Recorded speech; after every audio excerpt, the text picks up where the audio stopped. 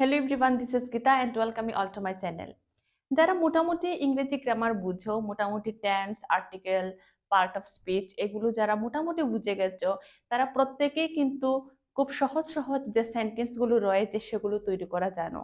But আজকের ক্লাসে আমি তোমাদেরকে এমন কতগুলি সেন্টেন্স দেব যেগুলি দেখলে মনে হবে খুব সহজ, এগুলিকে তো আমি ইংলিশে ট্রান্সলেট করতে পারবো, বাট একটু মনোযোগ সহকারে ধৈর্য ধরে দেখো, এই সেন্টেন্স গুলোকে ইংলিশে ট্রান্সলেট করা কিন্তু এতটাও সহজ নয়। আচ্ছা বলো তো, আমি যাবই এর ইংলিশটা কি হবে?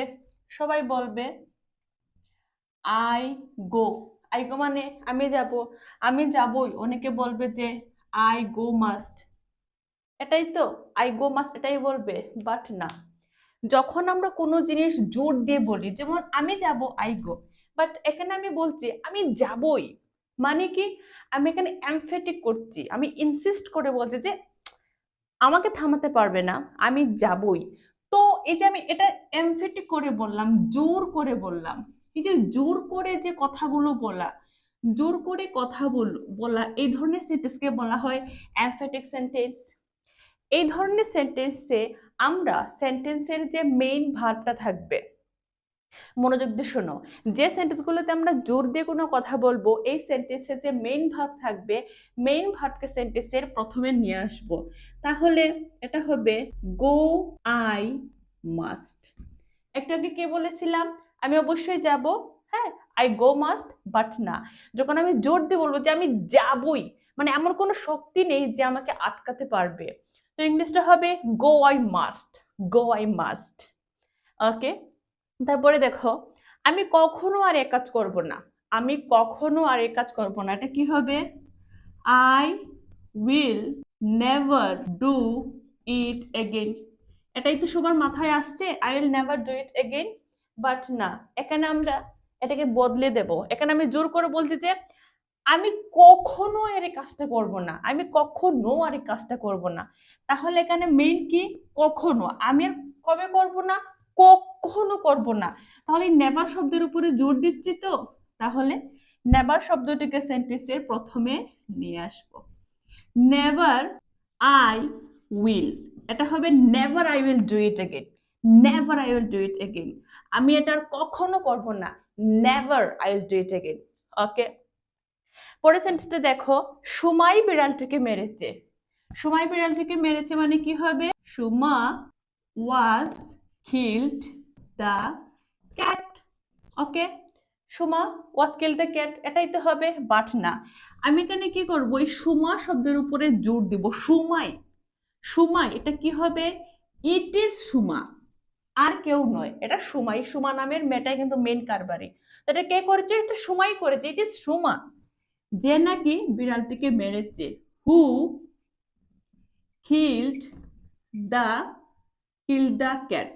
ওকে, এটা সুমাই, এটা সুমাই যে বিড়ালটিকে মেরেছে। It is Suma who kill the cat.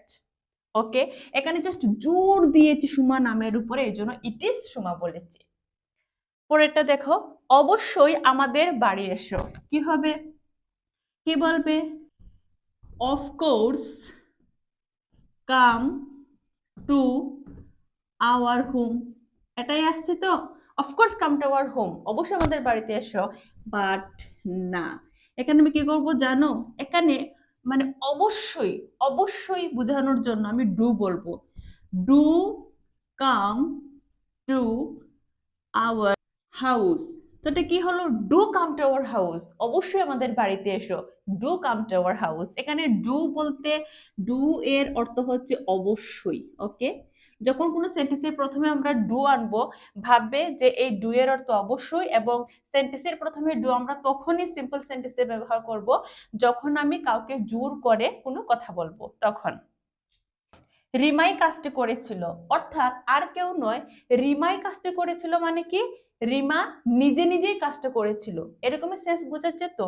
রিমাই কাজটা করেছিল মানে আর কেউ নয়, রিমাই নিজে নিজে কাজটা করেছিল। তাহলে আমরা কি বলতে পারি? রিমা। আচ্ছা, নিজে নিজের ইংলিশ কি? নিজে নিজে, তো দেখো, আমি নিজে মাইসেলফ, তুমি নিজে ইয়োরসেলফ। ওকে, তো রিমা একটা মেয়ের কথা, যেহেতু মেয়ে, মেয়ের নামের ক্ষেত্রে আমরা হার বলতে পারি কোনো মেয়ের কথা বললে, তাহলে হবে Rima herself. Rima herself did this work. Rima herself did this work মানে রিমাই কাজটা করেছিল। Rima herself did this work, রিমাই কাজটা করেছিল। তো এখানে আমরা যে হারসেলফ, রিমা হারসেলফ বলেছি, এই হারসেলফ শব্দটির দ্বারা কিন্তু সেন্টেন্সের মধ্যে আমি একটা একটা এমফেটিক ভাব তৈরি করেছি, একটা জোরমূলক একটা ইমোশন তৈরি করেছি যে রিমাই কাজটা করেছিল আর কেউ নয়। ঠিক আছে?